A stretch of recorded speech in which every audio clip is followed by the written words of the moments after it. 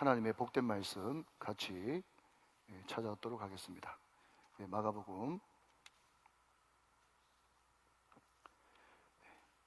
제11장 우리 1절부터 10절 말씀, 이 계시의 말씀을 우리 한 절씩 교독하시고 마지막 절 합독하실 때 살아계신 하나님의 음성을 들을 수 있기를 원합니다. 제가 먼저 1절을 받들었죠. 그들이 예루살렘에 가까이 와서 갈만산 벳바게와 베다니에 이르렀을 때에 예수께서 제자 중 둘을 보내시며 이르시되 너희는 맞은편 마을로 가라. 거리로 들어가면 곧 아직 아무도 타보지 않는 나귀 새끼가 매여 있는 것을 보리니 풀어 끌고 오라. 만일 누가 너희에게 왜 이렇게 하느냐 묻거든 주가 쓰시겠다 하라. 그리하면 즉시 이리로 보내리라 하시니 제자들이 가서 본즉 나귀 새끼가 문 앞 거리에 매여 있는지라 그것을 보니 거기 서 있는 사람 중 어떤 이들이 이르되 나귀 새끼를 풀어 무엇하리냐 하매 제자들이 예수께서 이르신 대로 말하는데 이에 허락하는지라. 나귀 새끼를 예수께로 끌어와서 자기들의 겉옷을 그 위에 얹어 놓으며 예수께서 타시니 많은 사람들은 자기들의 겉옷을 또 다른 이들은 들에서 뺀 나뭇가지를 기회에서 베며 앞에서 가고 뒤에서 따르는 자들이 소리 지르되 호산나 찬송하리로다. 주의 이름으로 오시는 이여 찬송하리로다. 오는 우리 소장 다윗의 나라여 가장 높은 곳에서 호산나 하더라. 아멘 아멘. 여러분 그 사도행전 12장 5절 말씀에 보면 베드로가 그 야고보의 순교 이후에 옥에 갇히게 되고 성도들은 베드로를 위해서 간절하게 기도했어요. 간절하게 기도했더라. 이것이 사도행전 12장 5절 말씀이거든요. 그런데 6절 말씀에 뭐라고 되어 있는가 하면 헤롯이 잡아내려고 하는 전날 밤에 천사가 찾아가서 베드로를 끄집어내는 그런 장면이 곧 이어서 나오게 됩니다. 여러분 기도는 능력입니다. 기도는 파워입니다. 기도는 권능입니다. 여러분 우리가 어떤 기도 제목을 가지고 간절히 기도할 때 여러분 저는요 이 말씀 중에서 은혜가 되는 것은 뭔가 하면 전날 밤에 베드로를 잡아 꺼내려고 하는 전날 밤에 성도들의 기도를 들어 응답하셨다는 거예요. 사랑하는 여러분, 하나님은 반드시 하나님의 때에 하나님의 방법으로 응답하시는 분이신 줄로 이런 믿으시길 바랍니다. 오늘 이 밤이 바로 그 밤이 되시기를 주 예수 그리스도의 이름으로 축원합니다. 여러분 어떤 분이 칼럼을 썼는데 제가 그걸 보면서 은혜를 참 많이 받았어요. 이 세상에는 똑똑한 자가 있고 지혜로운 자가 있다는 거예요. 물론 여러분 멍청한 자도 있지만은 멍청한 자는 오늘 참석하신 분한테 전혀 해당이 안 되기 때문에 멍청한 자는 있지만 제외시키고 뭐가 있다고요? 첫 번째는 똑똑한 자가 있고 또 하나는 지혜로운 자가 있어요. 여러분 똑똑한 자가 누군가 하면요 인생을 살면서 여러분 실패하지 않습니까? 자기 뜻대로 안 되지 않습니까? 우리가 여러분 이런 말 들어보셨나요? 저도 그런 이야기 한두 번 써봤는데 아이고 내가 이번에 실패했는데 그냥 비싼 학원비 들였다 생각하지 뭐 하면서 많이 실패를 보고 깨닫고 내가 다시는 이런 시행착오를 안 겪어야 되겠다라고 생각하면서 돌이키는 사람. 그래서 여러분 경제 용어 중에 실패 비용이라는 것이 있어요. 실패 비용. 잘 들리시죠? 예, 실패 비용. 그게 뭔가 하면 내가 비싼 학원 돈 줬다 생각하고 실패를 겨우 삼자. 이게 경제 용어인데 실패 비용이에요. 실패 비용. 그런데 여러분 실패 비용을 값지게 치르고라도 내가 다시는 이런 실수를 안 해야지 그렇게 생각하는 사람은 어떤 사람이라고요? 똑똑한 사람이라는 거예요. 똑똑한 사람. 그런데 여러분 지혜로운 사람은 누군가 하면요 남의 실패를 교훈 삼아가지고 저 사람 이렇게 하니까 정확하게 실패하던데 나는 저 사람을 반면교사로 삼아가지고 나는 저렇게 안 가야지 하면서 자기는 실패 비용을 들이지 않고 알겠죠? 아픔도 겪지 않고 아니면 뼈아픈 그런 시련도 겪지 않고 남이 잘못되는 것을 보면서 또한 남이 잘 되는 것을 보면서 그것을 충분히 자기 것으로 삼아가지고 자기는 안 그러는 것 이게 지혜로운 자랍니다. 사랑하는 여러분 지혜로운 자 다 되시기를 주님의 이름으로 축원합니다. 물론 여러분 값비싼 학원비 내고 실패 비용 내고 우리가 깨달으면 그게 똑똑하고 참 괜찮은 사람이지만 우리가 그렇게 실패 비용 지불하면서 아파가면서 돈까지 버려가면서 그럴 이유가 하등에 무슨 이유가 있겠어요? 우리는 똑똑한 자가 아니라 지혜로운 자가 되어야 되는 거죠. 그러면 여러분, 다른 사람이 실패하는 거, 다른 사람이 성공하는 거, 그거 언제 다 쫓아다니면서 보겠어요? 그래서 하나님께서 우리 사랑하는 성도들을 너무너무 사랑하세요. 그래서 여러분들을 사랑한다는 말이 어디에 써 있어요? 성경에 써 있다고 말하잖아요. 성경에 써 있어. 자, 여러분, 성경에 보면 구약만 해도 몇 명? 3만 명이 넘는 사람이 그게 쫙 나열되어 있어요. 물론 그 중에는 족보에 그냥 이름만 있고 그냥 패스 하는 사람도 있습니다만은 거기는 다 스토리가 있어요. 스토리는 두 개밖에 없죠. 하나는 어떤 스토리? 성공한 스토리. 또 하나는 실패한 스토리. 또 그저 그런 스토리가 있을 수 있겠죠. 그걸 보면서 여러분, 우리는 성경을 깊이 묵상할 때 우리는 성경의 인물들을 보면서, 왜냐하면 사람들은 다 거기서 거기고 사람이 여러분 안 변하거든요. 그 시대 사람이나 지금 시대 사람이나 구약 시대 사람이나 지금 사람이나 아멘 할 때까지 신약 시대 사람이나 지금 사람이나 사람은 똑같아요. 그래서 그 사람들을 보면서 이 사람이 어떻게 해서 성공했는가 보면서 나는 이 사람을 닮아야 되겠다. 여러분, 하나님의 말씀은 어제나 오늘이나 영원토록 동일하거든요. 그렇기 때문에 제가 여러 번 말씀드려요. 요셉이라고 하는 인물을 보면서 요셉이 너무너무 이 삶이 아름답구나 싶어서 요셉 흉내 내면 나도 요셉과 똑같은 복 받는 줄로 믿으시기 바랍니다.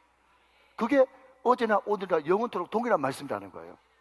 사랑하는 여러분, 오늘도 여러분 나귀 사건, 또 성전 사건, 또 무화과 사건, 이런 사건들을 통해서 실패한 것은 닮지 않고 또 성공한 것은 닮을 수 있는 지혜로운 자들 다 되시기를 주님의 이름으로 축원합니다. 자, 여러분, 여기서 우리 교육자들이 준비해 주신 지도를 먼저 하나 보고 말씀을 이어나가도록 하겠습니다. 오늘 배경이 되는 지도죠. 자, 여러분 보시면요, 이스라엘 그러면 저 위에 갈릴리 바다 중간에 실개천같이 있는 것이 요단강 밑에가 사해, 그리고 서쪽은 지중해 혹은 대해라고 불러요. 자, 여러분 보시기에 오른쪽을 당연히 요단 오른쪽이라고 부르고요, 요단 우편이라고 부르고요. 자, 해는 어디서 뜨죠? 동쪽에서 뜨니까 해 뜨는 곳이라고 그렇게 부르고요. 그리고 여러분 보시기에 요단강을 기준으로 해서 왼쪽을 요단 서편이라고 부르고요. 해는 어디로 져요? 서쪽으로 지니까 해 지는 곳이라고 구약성경에 그렇게 나와 있습니다. 자, 저기에 사이의 제일 위쪽으로 여러분 주황색 동그라미로 여리고라고 되어 있죠. 여리고. 그런데 저 여리고라고 하는 동네는요, 바다 수면보다 더 낮은 곳입니다. 해저 한 200m 정도 되어져요. 그래서 여리고가 해저 200m고 우리 예수님께서 십자가에 못 박혀 돌아가신 곳은 예루살렘인데, 예루살렘은 해발 어떤 사람은 790m, 어떤 사람은 820m라고 하는데 800m라고 친다면, 그러니까 여리고에서 지금 누구를 고쳤는가 하면 소경 거지 바디메오를 고쳤더라라는 것이 10장 끝에 나와 있어요. 그러니까 지금 우리 예수님은 어디서부터? 여리고로부터 이제 예루살렘으로 가는데, 예루살렘으로 들어가기 전에 예수님께서 주로 가셨던 벳바게와 베다니, 감람산에 있는 저쪽에서 지금 예수님께서 묵고 있는 거예요. 그리고 오늘 본문과 평행 본문인 요한복음에 보면요, 거기서 무슨 일이 벌어졌는가 하면 나사로, 마르다와 마리아의 오라비 나사로가 죽는 장면 다음에 낙에 타고 입성하시는 장면이 이어서 나오는 것입니다. 자, 이 배경을 알아야 전체 돌아가는 배경을 아는 것입니다. 자, 이해되시면 아멘. 자, 여리고에서 예루살렘까지는 그러니까 해저 마이너스 200에서 플러스 800까지니까 한 1km 정도 참 힘든 여정 올라가시는 우리 예수님의 모습, 이것이 오늘 본문의 배경이 되는 것입니다. 자, 여러분, 이런 선지식을 가지고 1절 말씀 한 번 더 보도록 하겠습니다. 자, 1절 말씀. 그들이 예루살렘에 가까이 와서 그랬습니다. 자, 그런데 많은 학자들이 이 그들이라고 하는 이 복수에 누가 포함되어 있는가 하면 소경거지 바디메오도 포함되어 있습니다. 왜냐고요? 여러분, 마지막 절 10장 52절 한번 보시면 예수께서 이르시되 가라, 내 믿음이 너를 구원하였느니라 하시니 그가 곧 보게 되어, 그 다음 시작, 예수를 길에서 따랐어요. 여러분, 이제까지 예수님은 병자들을 고쳐줬을 때 따라오는 것을 허락지 않았어요. 그런데 어느 순간부터 소경거지 바디메오에서부터 예수님이 자기를 따라오는 것을 허락했습니다.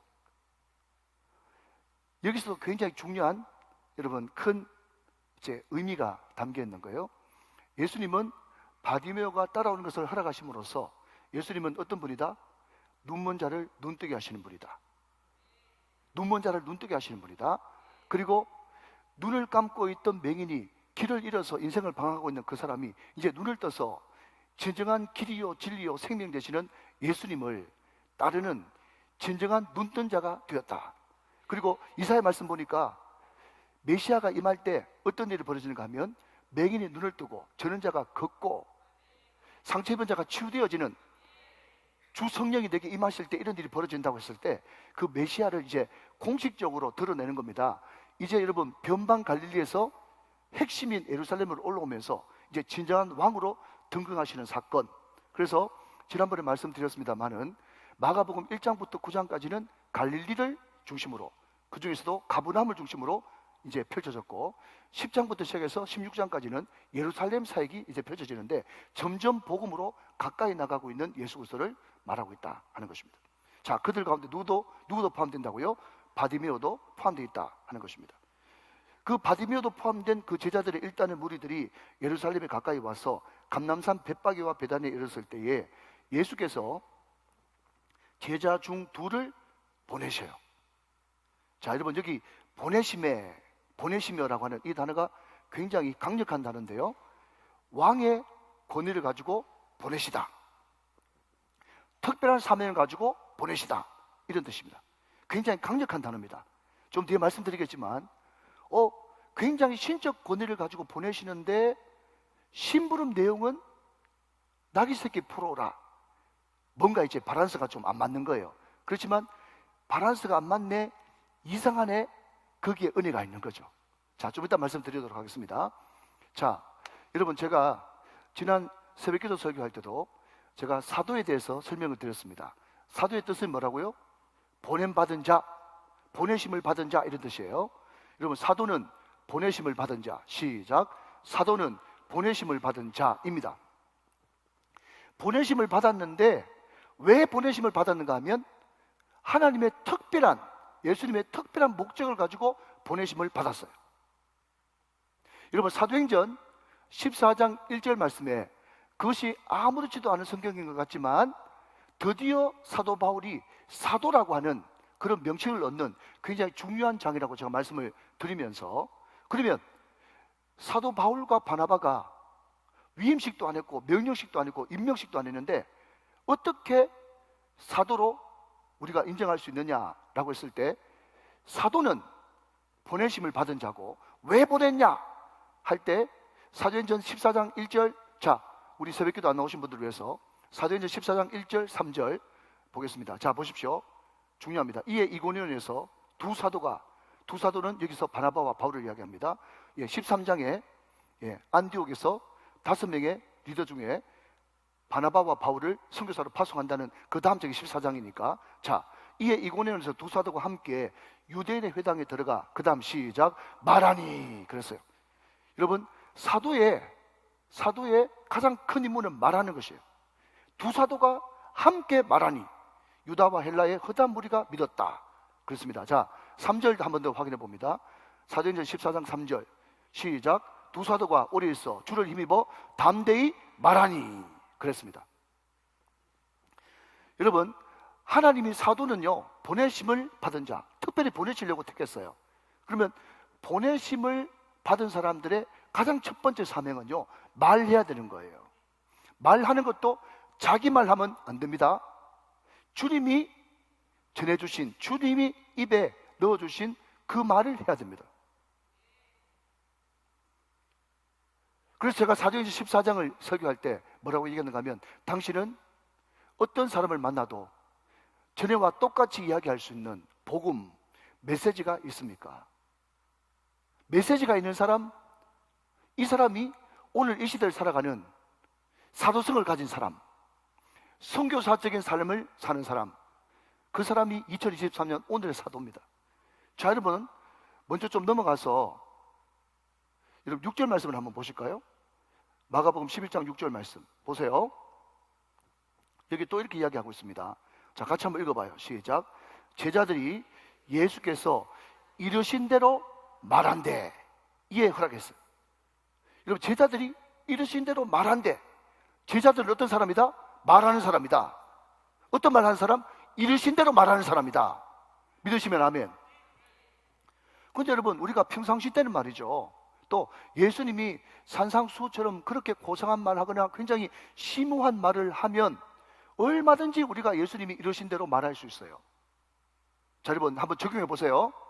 그런데 우리 예수님이 지금 잘 하시는 대로 뭐라고 이야기하고 있는가 하면, 너 건너편 마을로 건너가라. 거기에 한 번도 타보지 않은 낙이 있을 건데 그거 풀어라 그랬어요. 자, 저를 보세요. 제가 우리 조성민 우리 형제에게, 성민아 너 일로 와봐라. 너 요 뒤에 그 아파트 가면은, 그 평창 리베로 1차 가면은 몇 동 밑에 지하 주차장에 가면 옛날 티코 있을 거다. 티코. 그거 보면 그 티코가 빨간색인데 거기에 창문이 열려 있고 그 키박스에 키가 꽂혀 있고 시동이 걸려 있을 거다. 그거 너 끌고 오냐? 끌고 오느라. 그렇게 이야기해요. 소민이가 너무 이상하잖아요. 그래서 목사님, 그거 우리 차도 아닌데 끌고 오면 어떡합니까? 만약에 주인이 벌써 나타나가지고 너 그거 내 차인데 왜 끌고 가냐? 그렇게 하면 목사님이 쓰시겠다 하라. 그렇게 이야기하면 우리 소민이가 가겠어요? 이렇게 이야기해줘도 못 알아들으면 방법이 없어요. 갈래 안 갈래 너? 갈 거야 안 갈 거야? 성민이가 안 간대. 여러분 맞죠? 갈 수가 없죠. 제가 말씀드리잖아요. 여러분 그냥 산상수훈처럼 그렇게 고상하고 굉장히 의미 깊고 철학적이고, 여러분 모든 사람이 들어도 심오해 하면서 여러분 좋아하는 그런 이야기 그대로 가서 말하라 그러면 100번 1000번 이야기하죠. 왜 그건 말 못하겠어요? 그런데 예수님이 사전 답사가신 것도 아니고 그 신적 능력을 발휘해가지고 여러분 점점 예루살렘에 가까우면 가까울수록 자기가 하나님 주 큐리오스라는 것을 드러냅니다. 그래서 지금 드러내고 싶은 거예요. 지금 낙에 타고 들어가는 것도 같은 맥락이에요. 근데 하나님의 그 전지 예지의 능력을 가지고 가만히 있을 거야? 끌고 와. 그때 내 건데 네가 왜 끌고 가냐? 그러면 뭐라 할까요? 했더니 주가 쓰시겠다라. 너무 황당한 이야기예요. 근데 여러분 제자들은 순종했고 똑같은 일을 당했고 너무 황당한 그 상황에서 당황하지 않고 예수님께서 이르신 대로 말한데 주인이 허락하는지라. 사랑하신 여러분, 우리가 때로는 내가 전혀 납득되지도 않고 이해되지도 않고 우리는 항상 납득, 공감, 상식 이 범위를 벗어나지 못하잖아요. 항상 내가 납득돼야 되고 내가 공감돼야 되고 내가 여러분 이해돼야 돼요. 그 범위 안에서만 우리는 움직입니다. 그렇지만 여러분 제자는 누군가? 제자는 보냄을 받은 사람인데 그 보냄을 받은 사람이 사도인데 사도의 가장 첫 번째 사명이 뭔가 하면 말하는 사람이라는 거예요. 말하는 사람인데 어떤 말을 해야 되느냐? 예수님께서 이르신 대로 말하라는 거예요. 그 이르신 말이 납득, 이해, 공감이 안 돼도 말하신 대로 이르라는 것이에요. 사랑하는 여러분, 오늘 정말 쉽지 않은 이 숙제가 저와 여러분 가운데 현실로 순정되어지시기를 주 예수 그리스도의 이름으로 축원합니다. 그런데 여러분 여기서 저는 참 감사한 것이요, 제자 중 둘을, 또 마태복음 보면 두 제자를 보내시며 그랬습니다. 여러분 제가 여러 차례 말씀드렸지만 예수님은 우리를 단순히 구원시키는 것이 목적이 아니에요. 예수님은 우리와 함께 하기를 원하시고 함께 동역하기를 원하시고 함께 하나님 나라를 이루어 나가기를 원하십니다. 그래서 우리를 단순히 천국 백성으로 여러분 구원한 거로 끝나는 게 아니라 하나님은 우리를 사행하기를 원하신다는 거죠. 사랑하는 여러분, 이 세상에서 가장 큰 축복은 하나님의 동역자로 하나님의 나라를 위해서 주님과 함께 동역하는 것이 가장 영광스러운 축복인 것을 믿으시길 바랍니다. 우리 주님은 항상 자기 스스로 일할 수 있지만 제자들을 통해서 일하셨어요. 항상 하나님이 일하시는 방법은 사람이에요. 사랑하는 여러분, 저와 여러분이 항상 내가 너를 좀 쓰고 싶다 할 때 거부하지 마시고, 하나님, 제가 주님의 나라에 나귀 새끼라도 좋으니 주님 얹어 예루살렘으로 입성하는 나귀 같은 존재라도 저를 사용해 주시기를 원합니다. 그렇게 기도할 수 있는 저와 여러분 다 되시기를 주 예수 그리스도의 이름으로 축원합니다. 자, 여러분 2절입니다. 이르시되 너희는 맞은편 마을로 가라. 그리로 들어가면 곧 아직 아무도 타보지 않는 나귀 새끼가 매여 있는 것을 보리니 풀어 끌고 오라 그랬습니다. 자, 여러분, 제가 새벽에 어떤 이야기를 드렸는가 하면요, 우리가 복음 전한다 할 때 복음을 자꾸 사형리 내지는 다리예와 내지는 전도 폭발 쯤으로 생각합니다.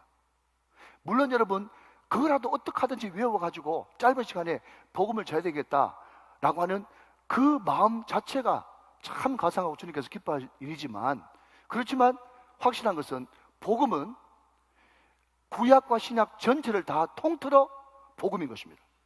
그래서 사도행전에 나오는 베드로의 설교를 한번 보십시오. 사도 바울의 설교를 한번 보십시오. 여러분, 사도행전 6장 7장에 나오는 스데반의 설교를 한번 보십시오. 그 쭉 보면 말이죠, 아브라함도 등장하고 다윗도 등장하고 구약부터 쭉 흐르는 구속사가 여러분 거기에 등장하지 않습니까? 그러니까 여러분, 우리가 정말 사도라고는 직분은 없지만 사도성은 지금도 남아서 하나님이 또렷한 목적을 가지고 우리를 세상으로, 학교로, 일터로 내보내셨는데, 할렐루야, 그 사람들에게 복음 전하라고, 복음 전해서 영혼 구원하여 제자 삼으라고 우리를 보내셨는데, 그 사람에게 던질 메시지가 있어야 되지 않겠습니까? 사랑하신 여러분, 사형리나 다리 예화나 전도 폭발이나 다 좋지만 그럼에도 불구하고 오늘 이 밤에 여러분에게 전해지는 이 말씀이 여러분의 복음이 되고 여러분의 말씀의 체화가 돼서 이것이 여러분에게 전도 제목이 되어지고 여러분 기도 제목이 되어지고 하나님 앞에 영광 돌릴 수 있는 저와 여러분 되시기를 주님의 이름으로 축원합니다. 제가 이 말씀을 드리는 이유는 뭔가 하면요, 절대로 신약 성경이라고 하는 이 성경이 갑자기 하늘에서 뚝 떨어진 성경이 아니라 다 구약을 배경으로 하고 있다는 사실이에요. 신약은요, 뚝 떨어진 성경이 없어요. 레위기만 해도 신약에 100번 넘게 인용됐습니다. 시편도 많이 인용됐고, 그러니까 구약도 알아야 되고 신약도 알아야 되는 거예요. 그래야 여러분 창세부터 요한계시록까지 예수 그리스도라고 하는 그 구속사, 구원 역사에 딱 아구가 맞아 떨어지는 거예요. 자, 여러분, 제가 소리를 좀 길었습니다. 제가 무슨 말씀을 드리려고 이렇게 하는가 하면, 여러분 2절에 나오는요, 곧 아직 아무도 타보지 않는 나귀 새끼, 아무도 타보지 않은, 이것이 구약에도 똑같은 용례가 있단 말이에요.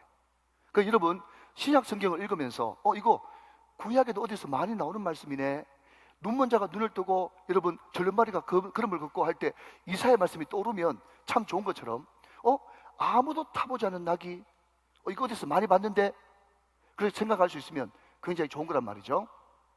자, 민수기 19장 2절 말씀을 보겠습니다. 민수기 19장 2절 말씀 같이 한번 보세요. 자, 여러분, 이스라엘 백성들이 정결 예식을 행할 때 이런 소를 세야 된다고 말하고 있습니다. 자, 같이 한번 읽어보세요. 시작.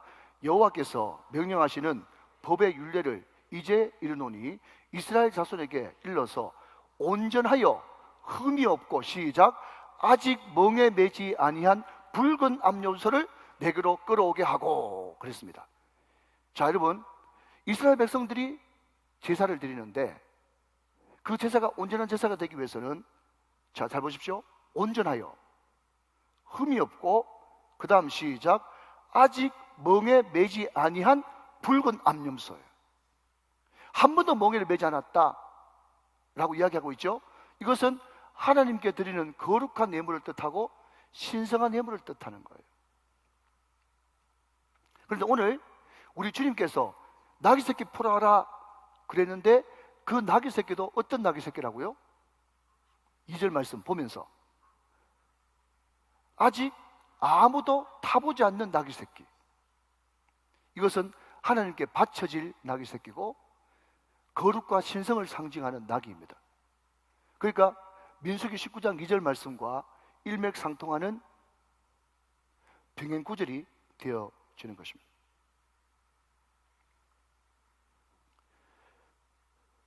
거기 가면 그런 낙이 새끼가 묶여있는 것을 네가 보리니 그랬어요. 그런데 여기서 본다고 하는 말도 그냥 대충 보는 게 아니라 놀란 광경을 보게 될 것이다. 내가 이야기한 것이 1.1도 틀리지 않고 그게 그대로 내 말한 대로 있는 것을 보게 될 것이다. 그런데 그 나귀는 어떤 나귀라고요? 매여 있는 나귀다요. 매여 있는 나귀. 매여 있는 나귀. 그 나귀를 풀어라고 했어요. 여러분, 예수님께서 매여 있는 나귀를 풀어라라고 하는 이 말 속에는요, 엄청난 복음이 들어가 있는 거예요.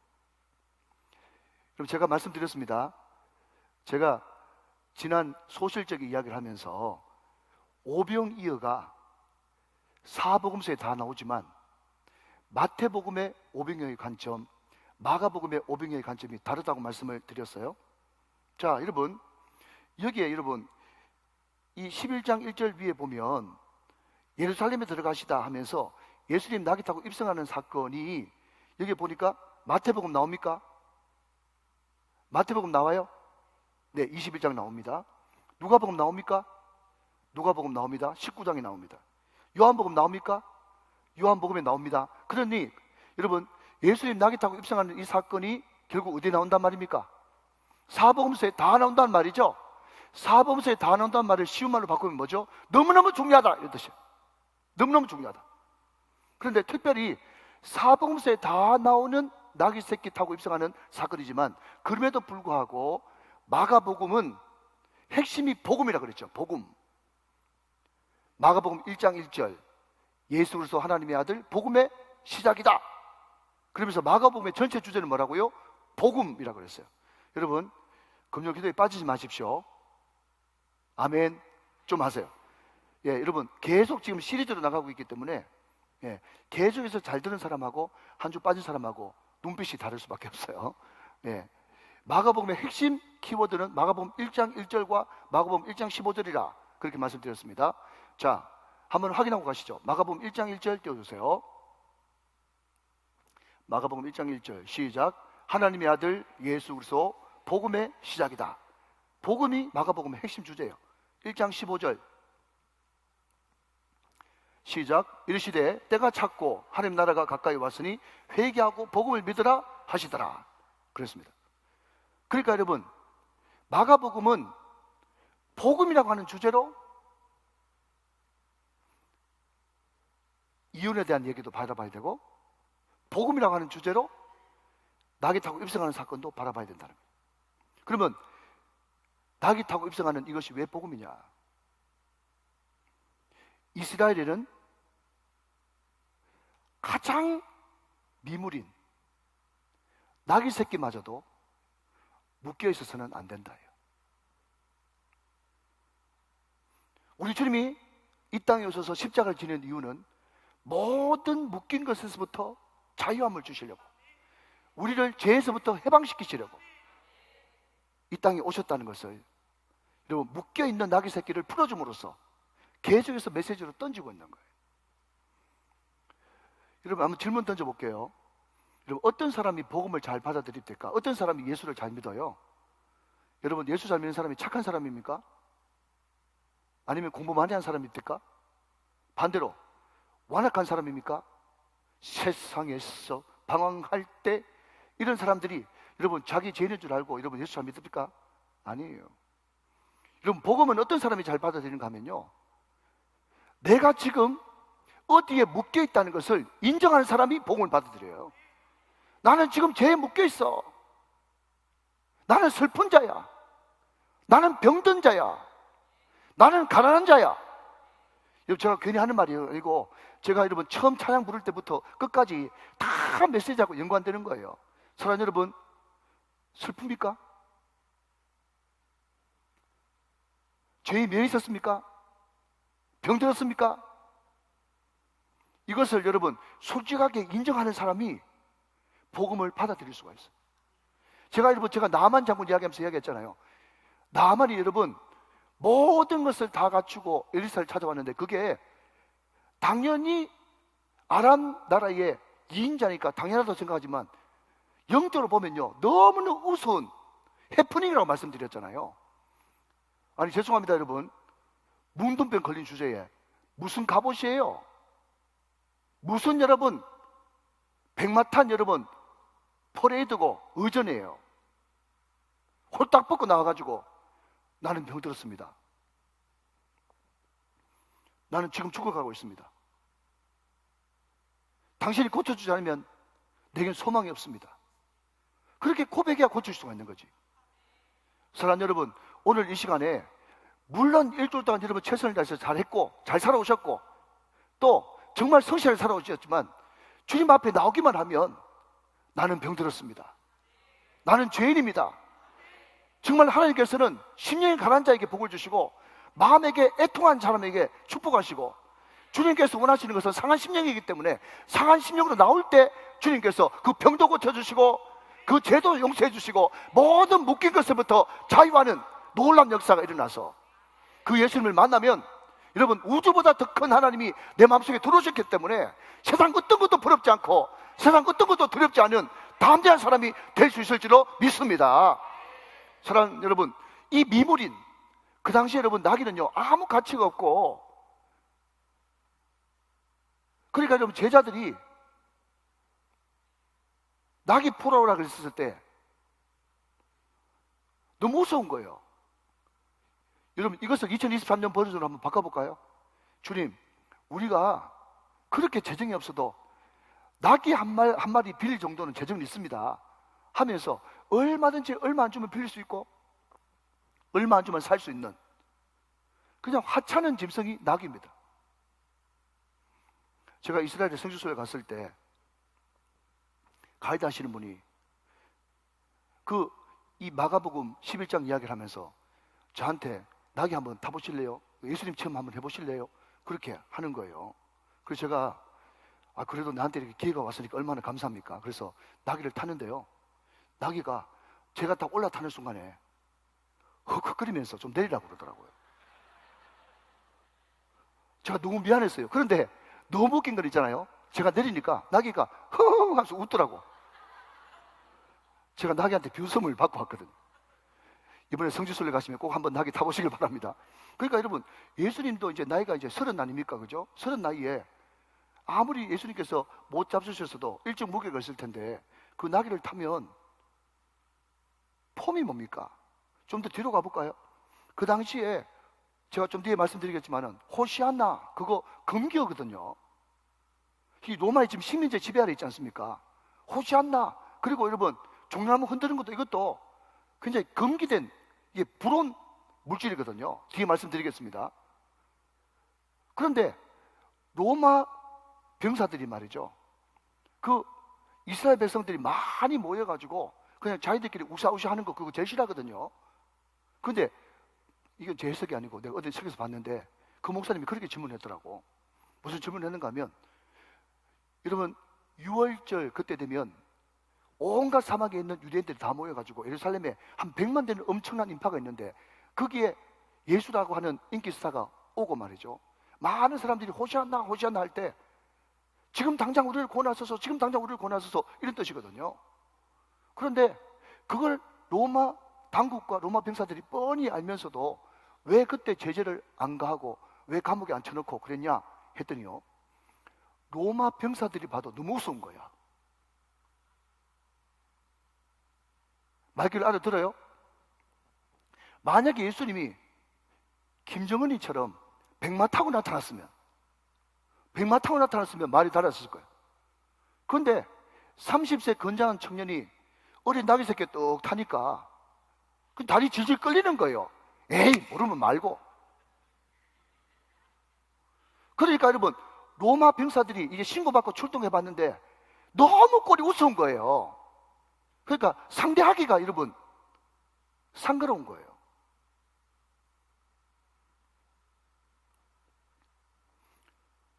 그런데 나귀 새끼 여러분 풀어오면서 주가 쓰시겠다라, 예수님이 최초로 큐리오스 주라고 하는 단어를 처음 썼거든요. 그러니까 주라고 하는 말을 처음 썼으니까 뭐 거창한 게 있을 것 같았는데 나귀 새끼 끌고 오라 그러니까 바라스가 맞는 거예요. 이해되시죠? 그래 여러분, 그러면 우리 예수님께서 그 몰라가지고 여러분, 나귀 새끼 끌고 오라고 하는데 주라고 하는 큐리오스라는 단어를 처음 썼을까? 궁금하죠? 궁금하면 거기에 여러분 깊은 진리가 있는 거예요.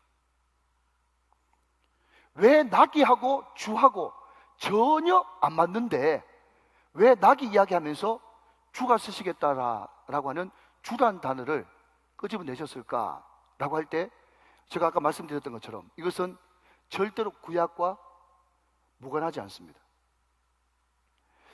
여러분, 사무엘하 15장에 보면요, 거기에 압살롬의 반역이 나옵니다. 자기 아들 압살롬에게 반역당해가지고 다윗이 그냥 도망칠 때, 맨발로 도망칠 때 그 도망쳤던 곳이 아까 우리 지도에 봤던 벳바게와 베다니 그리고 감람산에 있는 그쪽으로 울면서 도망쳤어. 자, 서로 이야기하면서 이렇게 좀 풀어가야 잘 되니까. 근데 그 압살롬의 반역이 성공했어요? 실패했어요? 실패했죠? 실패해서 다시 다윗이 기원하지 않습니까? 예루살렘으로 기원하는 거예요. 그때 사울의 손자였고 요나단의 아들이었던 무비보셋의 시종이었던, 죄송합니다, 시바라고 하는 사람이 다윗에게 이런 제안을 합니다. 자, 이런 선지식을 가지고 사무엘하 16장 1절 2절 말씀을 같이 보겠습니다. 자, 사무엘하 16장 1절 2절 말씀 봅니다. 자, 보세요. 다윗이 마루턱을 조금 지나니 무비보셋의 종 시바가 그 다음 안장지운 두나기에 그랬습니다. 자, 안장지운 두나기, 나귀가 등장합니다. 떡 200개와 금포도 100송이와 여름과일 100개와 포도주 한 가죽 부대를 싣고 다윗을 맞이해요. 자, 다윗을 맞이합니다. 2절 말씀 봅시다. 자, 왕이 시바에게 이르되, 다윗 왕이 시바에게 이르되 내가 무슨 뜻으로 이것을 가져왔느냐 하니 시바가 이르되 나귀는 시작 왕의 가족들이 타게 하고 떡과 과일은 청년들이 먹게 하고 포도주는 들에서 피운한 자들에게 마시게 하려 함이니이다. 그렇습니다. 자, 여러분, 이 무비보셋의 그 시종이었던 시바가 안장지운 나귀 2마리 가져와가지고 그 나귀를 누가 타라고요? 왕이 타라고. 왕의 가족이 타는데 나귀 숫자가 왕의 가족 숫자가 많은데 나귀는 2마리밖에 없으니까 그 나귀는 누구밖에 못 타요? 다윗밖에 못 탔단 말이죠. 다윗이 나귀 타고 어디로? 예루살렘으로 입성했단 말이죠. 여러분, 이것을 이 시대, 구약 시대의 이 다윗, 여러분, 다윗이 누굽니까? 유대인들에게 킹 오브 킹이죠. 지금도 이스라엘이 여러분 상징이 뭡니까? 다윗의 별이죠. 그러니까 다윗은 모든 이스라엘 백성들이 왕 중에 왕으로 추앙하는 인물이에요. 그리고 마태복음 1장 1절 보니까 아브라함과 다윗의 자손 예수 그리스도의 계보라 하면서 예수님의 족보에도 다윗이 나오죠. 다윗의 후손으로 예수님이 오셨다고 말이죠. 그러니까 여러분, 왜 낙이냐? 왜 하찮은 낙이? 그 돈 얼마 하지도 않는데 그 낙이 프로라 하면서 주가 쓰시겠다라 큐리오스라고 하는 그런 엄청난 단어를 그 낙에 갖다 붙이냐 안 울리는데 라고 했더니 나귀가 곧 다윗의 예루살렘 입성을 가르쳐주고 있다. 나귀 타고 입성하시는 예수님, 그분이 누구란 말입니까? 다윗과 같은 왕 중의 왕이시다. 은혜가 되시면 아멘. 다 구약과 신약이 이렇게 다 뭉쳐져 있어요. 그리고 여러분, 나귀 타고 입성하는 게 구약 성경 어디에 예언되어 있습니까? 스가랴 9장 9절 10절 말씀. 예수님 오시기 520년 전에 스가랴 9장 9절에 10절에 나귀 타고 입성하시는 메시아에 대해서 예언하고 있죠. 자, 혹시 가능하시면 스가랴 9장 9절 10절을 다 한번 같이 찾아보시면 더 좋겠다 싶은 그런 마음이 있습니다. 빨리 못 찾는 분은 그냥 앞을 보시면 좋겠고요. 스가랴 9장 9절. 시온에 따라 크게 기뻐할지어다. 예루살렘의 딸들아 따라 절기 부를지어다. 그 다음 보라 내 왕이 내게 임하시나니, 보라 내 왕이 내게 임하시나니 그는 공의로우시며 구원을 베푸시며 시작 겸손하여서 나귀를 타시나니 나귀의 작은 것 곧 나귀 새끼니라. 자, 이 땅에 오신 진정한 왕 메시아 예수 그리스도는 이 땅에 오실 때 군림하는 백마탄 왕으로 오시는 것이 아니라 겸손의 왕, 누구로? 나귀 새끼 타는 왕으로 이 땅에 오셨다. 평화의 왕으로 오셨다. 믿으시면 아멘. 자, 10절 말씀 봅니다. 내가 에브라임의 병거와 예루살렘의 말을 끊겠고 전쟁하는 활도 끊으리니. 그분은요, 얼마든지 에브라임의 병거도 예루살렘의 말도 전쟁하는 활도 끊을 수 있는 전능자세요. 아멘. 그러나 그럼에도 불구하고 그가 이방 사람에게 화평을 전할 것이요, 그의 통치는 바다에서 바다까지 이르고 유바라데 강에서 땅끝까지 이르리라. 아멘. 우리 주님은 얼마든지 강력한 군주로 이 땅에 오실 수 있는데 그분은 화평의 왕으로, 평화의 왕으로 이 땅에 오셨다는 거예요. 여러분, 역사가 요세푸스라고 하는 그 사람의 전 역사책을 보면 나귀는 봉사하고 집 나르는 그런 수단으로 쓰이는데, 그것을 예표하고 있는데 나귀에 두 종류가 있답니다. 그래서 어떤 이웃나라하고 전쟁을 앞두고 왕이 사신을 보내는데 큰 말을 타고 그 나라에 사신을 보내면 너희들 나한테 굴복할래? 전쟁할래? 전쟁의 의지를 담아가지고 말을 태워서 그 사신을 보내고, 나귀를 태워서 사신을 보내면 우리는 전쟁할 마음이 전혀 없으니까 우리가 화친하자, 우리가 서로 평화하자, 우리가 조약을 맺자, 그런 의미로 나귀 태워서 사신을 보냈다는 거예요. 그러니 여러분, 역사가 요세푸스의 말에 의하면, 또 스가랴 9장 9절 10절의 말씀에 의하면 나귀 타고 이 땅에 오신 그분은 전쟁하러 오신 분도 아니고 군림하러 오신 분도 아니고 심판자로 오신 분도 아니고, 그분은 겸손의 왕으로 오셨고 평화의 왕으로 오셨고 우리에게 평화와 사랑과 은혜와 긍휼을 베풀어 주시기 위해서 오신 겸손의 왕, 평화의 왕으로 오신 분이다. 믿으시면 아멘 하시기 바랍니다. 자, 여러분, 오늘 본문 말씀 다시 돌아갑니다.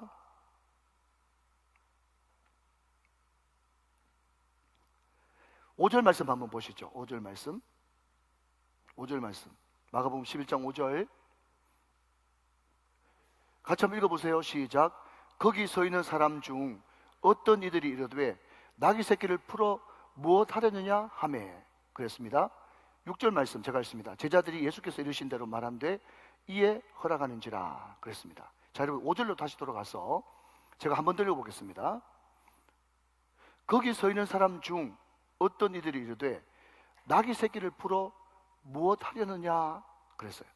자, 여러분, 제가 왜 이 말씀을 두 번 읽었는가 하면, 이 사람이 나귀 주인인지 아닌지 모르겠지만 나귀 새끼를 풀어가니까 물어보는 거예요. 그 아직 한 번도 사람 태워보지 않는 그런 나귀 새끼인데 그 풀어가지고 어디 써먹으려고 그렇게 이야기하는 뉘앙스가 있다는 거예요. 여러분, 저는 5절 이 말씀을 한 3번 정도 읽고 나서 말이죠, 제가 이때까지 예수 처음 믿고 만났던 많은 사람들이 제 머릿속에 확 지나가는 거 있죠. 그럼 다시 한번요, 이것이 무슨 뜻인가 하면, 나귀 새끼도 필요하다 그러면 얼마든지 내가 빌려는 주는데, 내 허락을 하는데, 한 번도 사람도 안 태워본 그 나귀 새끼 도대체 어디에 써먹으려고? 그러면서 풀어줬다는 거예요. 참 제가 사랑하고 만만하게 생각하는 우리 육성 장로님, 우리 육 장로님은 옛날에 예수 안 믿을 때 상태가 어땠습니까? 장로님 참 존귀한 분이세요. 참 너무너무 제가 사랑하고 존귀한 우리 장로님이신데, 제가 이 5절이 너무 마음에 와닿는 것은요, 제가 꼭 그랬어요. 제가 꼭 그랬다고. 제가 처음 예수 믿었을 때 말이죠, 아무도, 우리 모교회 사람들 그때 시골 교회인데도 한 500명 모이는 꽤 큰 교회였거든요. 그런데 그 500명 중에 제가 확신하는 것은 저를 좋아한다는 친구까지도, 제가 죄송합니다, 그냥 이해하고 들으십시오, 양해하고, 제가 이렇게 될 줄은 아무도 생각 못했습니다.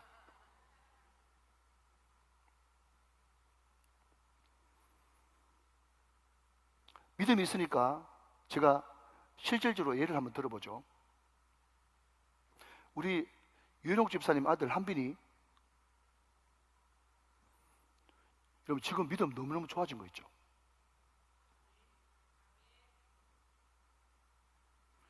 우리 큰애하고 지금 1살 차이 나는데 초등학교, 중학교 때는요, 죄송합니다, 우리 큰애도 걱정 많이 되고 우리 한빈이도 걱정 많이 되고 제가 걱정 많이 했어요. 그런데 얼마 전에 이야기를 해보니까 애가 믿음이 들어가가지고 시근이 멀쩡한 거 있죠. 그러면서 목사님 저 앞으로 목사 되려고요 이러더라고요. 내가 깜짝 놀랐어요. 그래서 제가 너무 기쁜 소식을 우리 그 어릴 때부터 봤던 우리 차양인도사 재영이한테 제가 그 기쁜 소식을 전해줬거든요. 그랬더니 우리 재영, 예, 그냥 이해하시고 목사님 저는 아직까지 안 믿겨요 그러더라고. 어릴 때부터 봤잖아요. 어릴 때부터. 제가 그랬죠. 그죠? 예. 네. 맞아요. 그런데 여러분, 교회 안에 말이죠, 이런 사람들이 안 적습니다. 많습니다. 그런데 하나님이 어떻게 그 나귀 새끼를 쓸 줄 몰라. 저는 기대가 되어지는 거예요. 먼저 된 자가 나중 되고 나중 된 자가 먼저 된다고. 여러분 정말 우리 한국교회가 지금 자랑스럽게 생각하는 우리 손덕자 권사님 아들 최병남 목사 같은 경우도요, 자기도 내한테 그런 고백해. 자기가 그리 될 줄 몰랐다고. 얼마나 그런 사람들이 많습니까? 사랑하는 여러분, 은혜 받으면 달라집니다. 은혜 받으면요, 우리가 정말 세상 사람들을 보기에도 지금 뭐 하겠나 싶은 그런 생각이 들어도 말이죠, 하나님은 얼마든지 그런 사람을 들어서라도 예수님 태우고 예루살렘에 입성하는 귀한 나귀 새끼로 만들어 주실 수가 있습니다. 그러니까 여러분, 은혜 받는 것이 중요한 거예요. 은혜 받으면 완전 달라진다니까요. 여러분 제가 늘 강조하면서 뭔가 하면요, 구약 백성들이 정말 기대하고 일평생 영광으로 생각하는 것은요, 기름 부음 받는 겁니다. 기름 부음 받는 거. 기름 부음 받는 거. 그게 뭐죠? 성령 받는 거예요. 여러분 다윗의 원래 오리지널은 뭐였어요? 목동 있어요. 목동. 그것도 하카타 8째 말째. 존재감도 없었습니다. 제가 늘 말씀드리지만 여러분 집에 사무엘 목사님이 신방왔을 때 아무리 입으로 양치는 것이 급하지만 이런 말째 아들 여러분 그냥 양치고나 있어라 하면서 배제시키겠어요? 세상에 그런 부모가 어디 있어요? 그런데 철저하게 다윗은 형들 다 그 예배 참석하는데 자기는 예배에도 초청 못 받는 하카타, 하찮은 존재였다고요. 그런데도 사무엘 기름 부으니까 킹 오브 킹 되잖아. 사랑하는 여러분, 이게 여러분 복음이에요. 복음. 나는 비록 흑수도도 안 되고 아무것도 아니라고 할지라도 내가 주님 제대로 만나가지고 기름 부음, 성령의 기름 부음만 받으면 내 인생 완전 바짝 고칠 수 있는 거예요. 믿으시면 아멘 하시기 바랍니다. 여러분 오늘 이 밤에 얼마든지 달라질 수 있습니다. 우리가 그것을 소망하면서 나왔잖아요. 하나님께서 함께 하시면 얼마든지 할 수 있습니다. 하나님께서 여러분 함께 하셔서 내가 너 안다 그러면요, 내가 너 다 안다 그러면 다 하십니다. 이런 거는 정말 내가 말하고도 깜짝 놀라겠네. 자, 한번 따라 합시다. 다 아심 시작. 다 하심 시작. 믿으시면 아멘. 우리 하나님께서 다 아시면 다 하실 줄로 믿으시기 바랍니다. 이것이 여러분 은혜 받는 사람의 간절한 소망인 거예요. 다 아심, 다 하심. 할렐루야. 자, 여러분 여기 굉장히 중요한 것이 있습니다. 자, 여러분 7절 말씀 한번 보시면 이제 말씀을 정리해 볼까요? 7절. 나귀 새끼를 예수께로 끌고 와서 자기들의 겉옷을, 자, 겉옷 동그라미 하시고요, 겉옷을 그 위에 얹어 놓음에 예수께서 타시니 그랬습니다. 8절 같이 읽어요. 시작. 많은 사람들은 자기들의 겉옷을 또 다른 이들은 들에서 벤 나뭇가지를 길에 폈다 그랬어요. 자, 여러분 겉옷 두 번 나오죠. 자, 주목. 제가 계속 지금 오늘 구약하고 신약은 연결되어 있다고 계속 말씀을 드렸습니다. 여러분 이 겉옷 사건이 어디 나오는가 하면 엘리사 시대 때 아합이라고 하는 굉장히 몹쓸 왕이 있었는데 이 엘리사가 자기 제자를 시켜가지고 그 당시 군대 장관이었던 예후한테 가가지고 기름을 부으라 그럽니다. 근데 그 선지자가 와서 기름 부으면 그게 실패로 돌아가면 예후도 죽는 거예요. 그게 많은 사람들이 있었거든요. 근데 그 엘리사의 제자가 예후에게 기름을 붓습니다. 그래서 옆에 있는 같은 동료 장군들이 무슨 일이 있었냐 그랬더니 선지자가 와가지고 나한테 기름 붓대 이렇게 이야기했거든요. 그랬더니 거기 있는 사람들이 전혀 생각지도 못한 반응을 하는 것을 보게 됩니다. 자, 여러분 성경 한번 같이 한번 찾아볼까요?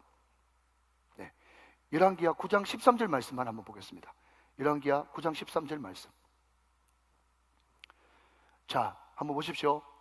저와 같이 한번 읽어보세요. 시작. 무리가 각각 자기의 옷을 급히 가져다가 위에 곧 예후의 밑에 깔고 나팔을 불며 이르되 예후는 왕이라 하니라 그랬습니다.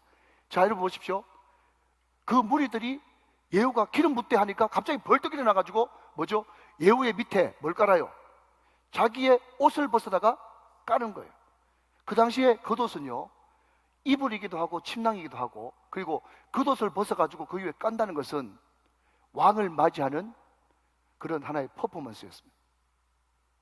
겉옷을 깐다는 것은 곧 왕이라는 것을 의미하는 거예요.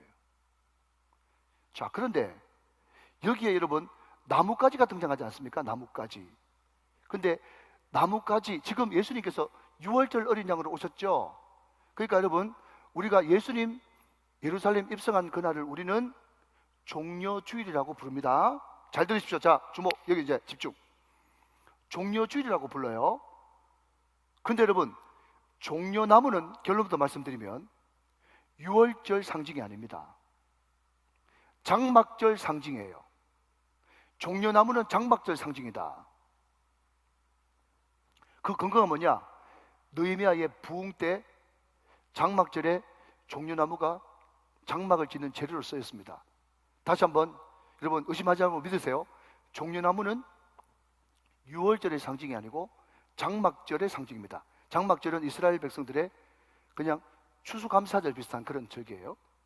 그러면 이 사람들이 왜 예수님이 나귀 타고 입성하시는데 호시아나, 호시아나, 우리를 구원하소서, 하나님이여 우리를 구원하소서, 지금 당장 구원하소서, 이런 뜻이거든요. 이 호시아나가 뭐라고요? 제가 아까 말씀드렸죠. 이것은 굉장히 위험한 구호라고 말씀을 드렸어요. 로마 왕에게 있어서는 굉장히 위험한 단어입니다. 그리고 이 사람들이 겉옷을 편다는 것도 로마 사람들은 잘 알지 못했지만 이것도 굉장히 지금 위험한 퍼포먼스 행동이에요.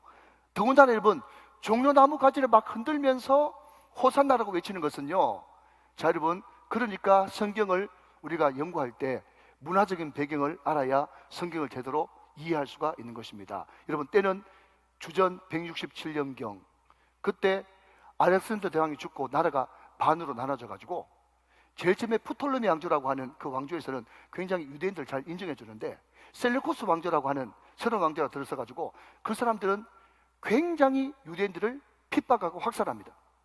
거기에 여러분 특별히 안티오코스라고 하는, 안티오코스 4세라고 하는 사람이 왕으로 등극하면서 지배자로 등장하면서 매일 드리는 제사패했어요. 그리고 그 신전, 그 성전에 제우스 신상 세워놓고 또 지성전을 약탈하고, 그리고 왕의 생일 매월 25일에 여러분 성전에 이스라엘 백성들이 학을 띠면서 부정하다고 생각하는 돼지피를 막 뿌리는 만행을 자행했습니다. 그때 다윗의 후손 중에 한 명이었던 마카비라고 하는 사람이 반란을 일으켜가지고 성공하고 일정 기간 동안 마카비 왕조가 들어서게 됩니다. 그 마카비 왕조의 문양이 뭐였는가 하면 종려나무인 거예요. 이해되시면 아멘. 그러니까 여러분, 지금 이스라엘 백성들이 종려나무를 막 흔들면서 주여 우리를 구원하소서라고 이야기하면서 호산나라고 부르면서 여러분 겉옷을 막 펴면서 사람들이 열광하는 그 면은, 그 내면 속에 어떤 뜻이 담겨져 있죠? 마카비가 우리를 괴롭혔던 그 셀코스 왕조를 확 뒤집어 가지고 우리를 정치적인 탄압으로부터, 경제적인 빈곤으로부터, 서름과 압제로부터 우리를 해방했듯이 당신도 그 마카비의 후손이 되어서 우리를 정치적인 이 눌림에서 우리를 해방시켜 주십시오 라고 하는 그 외침이 종려나무 흔들면서 겉옷 펴면서 호산나라고 외치는 그 일련의 행동 가운데서 들어있었다는 거예요. 여러분, 중요한 것은 우리 예수님이 그 기대에 부응했습니까? 그 기대에 부응했어요? 아닙니다. 여러분, 이 나귀 새끼 타고 들어오는 여기서 우리가 가장 뼈아프게 우리가 받아야 될 교훈은 뭔가 하면, 자기의 한을 위해서, 자기의 소원을 위해서, 자기의 목적을 이루려고 예수님을 부르면 안 된다는 거예요. 우리가 늘 설교 시간마다 듣는 이야기지만, 신앙생활의 핵심은 내 소원을 이루는 것이 아니라 주님의 소원을 이루어드리고 주님의 뜻에 맞춰서 신앙생활을 하는 것이 신앙생활의 핵심입니다. 주님은 정체적인 메시아로 온 것이 아닙니다. 그분은 우리의 모든 죄를 풀어주시고, 우리의 엉뚱림을 풀어주시고, 우리의 내면을 고쳐주시고, 우리의 내면을 회복시키시는, 성전을 회복시키시는 메시아로 우리 주님이 오셨기 때문에 이스라엘 백성들의 그 한호와 예수님의 목적과는 전혀 다른 거죠. 그래서 예수님의 목적과 전혀 다른 화나는 그 군중들에 의해서 우리 예수님은 결국 바라바를 낳아달라, 바라바를 낳아달라, 예수를 못 박으라, 예수를 못 박으라, 자기를 호산나 구원해달라고 하는 그 군중들에 의해서 우리 예수님이 십자가에 못 박혀 죽으신 것입니다. 자, 그러면 끝으로, 그러면 예수님은 과연 이 땅에 뭐 하려고 오셨느냐? 그게 중요하죠. 사람들은 지금 정체적인 메시아를 찾고 있는데, 우리 예수님은 그러면 도대체 뭐 하려고 오셨고, 뭐 하려고 나귀 타고 예루살렘에 입성하셨는가? 자, 읽고 마치겠습니다. 길지 않습니다. 자, 여러분 15절부터 17절까지 봅니다. 예수님이 오신 목적이에요. 같이 좀 길지만 있습니다. 시작. 그들이 예루살렘에 들어가니라. 예수께서 성전에 들어가사 성전 안에서 매매하는 자들을 내쫓으시며 돈 바꾸는 자들의 상과 비둘기 파는 자들의 의자를 둘러 엎으시며 아무나 물건을 가지고 성전 안으로 지나가심을 허락지 아니하시고, 이에 가르쳐 이르시되 기록된 바 내 집은 만민이 기도하는 집이라 칭함을 받으리라고 하지 아니하였느냐? 너희는 강도의 소굴을 만들었도다 하시매.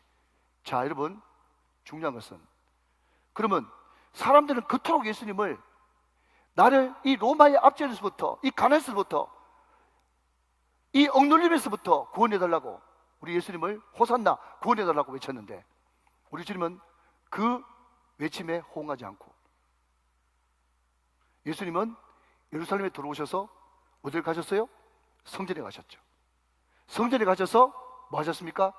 성전의 모든 더러운 것들을 청결하게 하고, 내 집은 만민이 기도하는 집이라고 말씀하시면서 성전을 원래대로 회복시키는 그 일을 하시고 우리 주님은 십자가에 죽으셨단 말이죠. 결론입니다. 그러면 성전은 누구입니까?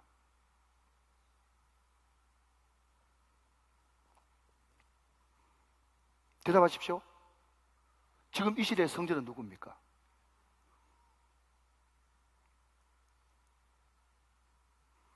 사도 바울이 이야기하기를 내 몸이 성전인 것과 하나님의 성령이 네 안에 거하시는 것을 네가 알지 못하느냐. 우리 예수님은 지금 이 시간 성전인 우리 마음속에 들어오셔서 세상 살면서 찌들렸던 모든 쓴뿌리와 아픔, 고통, 상처, 억눌림, 원수지고 원수 맺는 더럽고 냄새나는 이 모든 것들을 우리 주님이 청결케 하시고, 다시 한 번 더 우리 주님께서 거하기 기뻐하시는, 주님과 깊은 교제 가운데 기도하는 집으로 이 성전을 만들고 싶어 하십니다. 우리 주님이 오늘 종을 통해서 내가 너에게 하고 싶은 것은 이것이라고 말씀하시고, 오늘 철저하게 주님 앞에 회개하고 다시 한 번 더 네 성전에 나 하나 있기를 원한다 말씀하시는 주의 음성을 들으시길 바랍니다. 자, 그분을 우리는 영광의 왕이라고 고백하면서 주님 앞에 찬양으로 나가겠습니다.